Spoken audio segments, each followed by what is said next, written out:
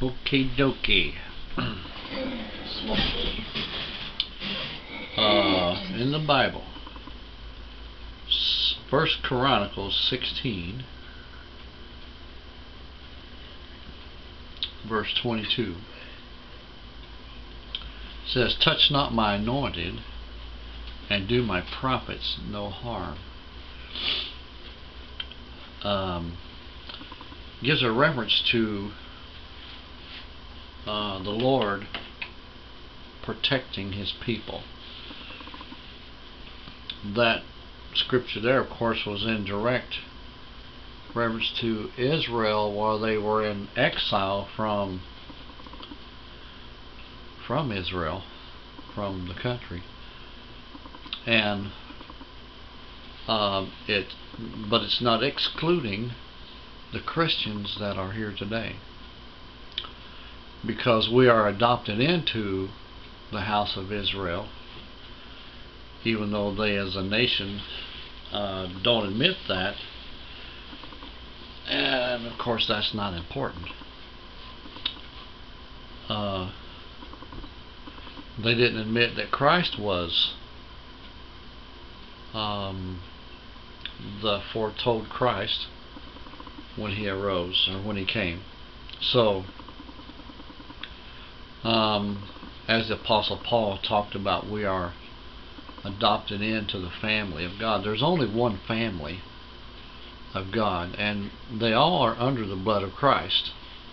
All of the sacrifices that were made through sheep and cattle and burnt offerings, all that blood, they were all blood sacrifices and for sin, and they had to be done in a certain fashion, and God did it that way so that they would know that when Christ came, it'd have to be done in a certain fashion. So He was talking about touch not His anointed, and that's the history and the basics of it. And so I want to tell you some things that are about some things that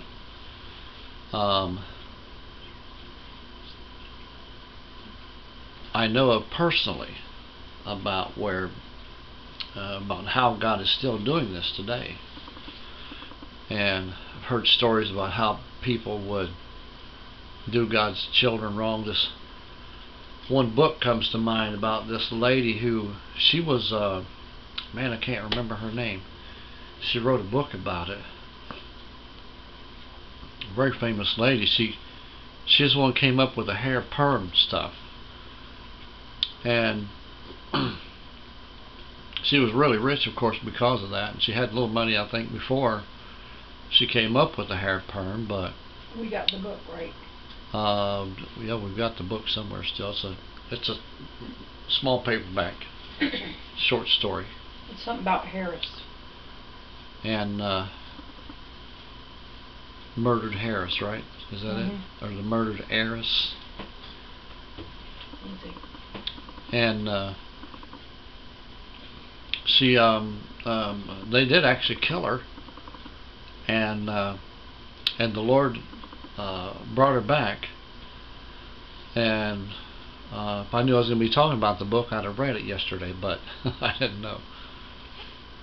But there was several people kidnapped her, took her to an abandoned hospital, and Patty Wagner.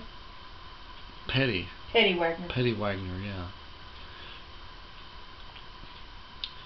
And anyways, and if you get the book, it shows a lot of her family and stuff, and what she looked like before she was captured, and what she looks like afterwards. And she's a really nice looking lady.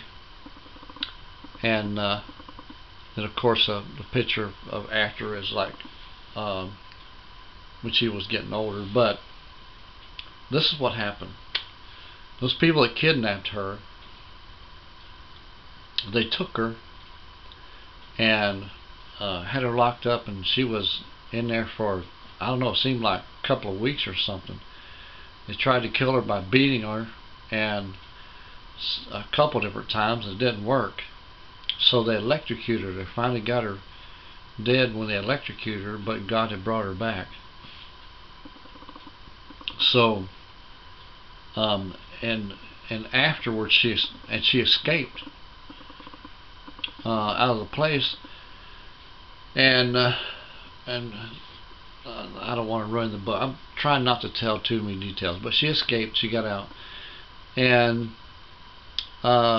6 months later, every one of those people that had kidnapped her had died in some way or fashion, and they all had stood before God. And this is what the Bible is talking about, that God will protect His people, and that place there in 2 Chronicles 22 or 1 Chronicles 22.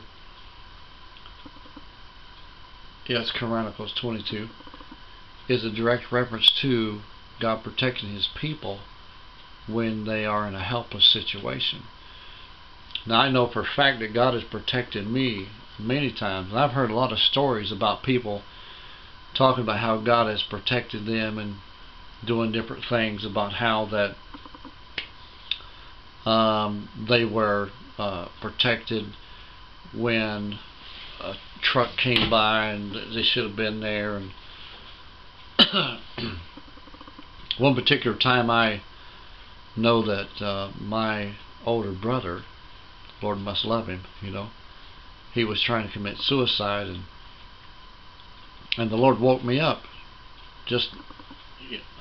All of a sudden I was just awake, wasn't a bit sleepy or nothing, and I just happened to look, and the kitchen light was on, and my brother was in there trying to commit suicide. And I won't go into detail about that, just in case my brother sees this. But and the Lord spared him. The doctor said if he had got there 30 minutes later, he would have died. And people do die from that kind of thing. So God spared him.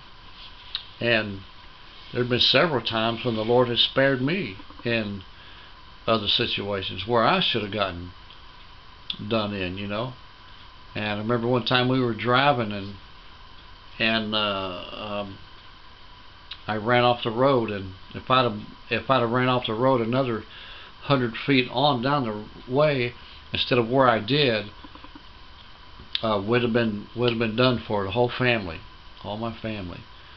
No way any of us would have survived that crash. It was doing about, 70 miles an hour or something.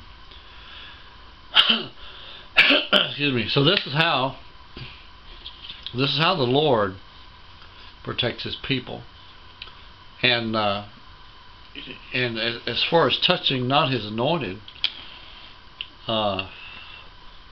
with the prophets and that type of thing, a lot of people put a lot of emphasis on don't touch them because they're so much important that, and God does protect His people that He sends, but a lot of times the Lord lets those people suffer a little bit too,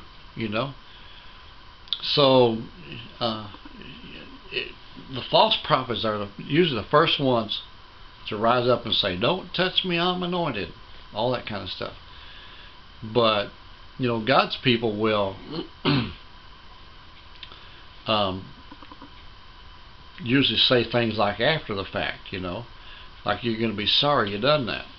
Not meaning that they're going to make you sorry, but God. And I know a lot of people the Lord has made sorry for things they've done to me.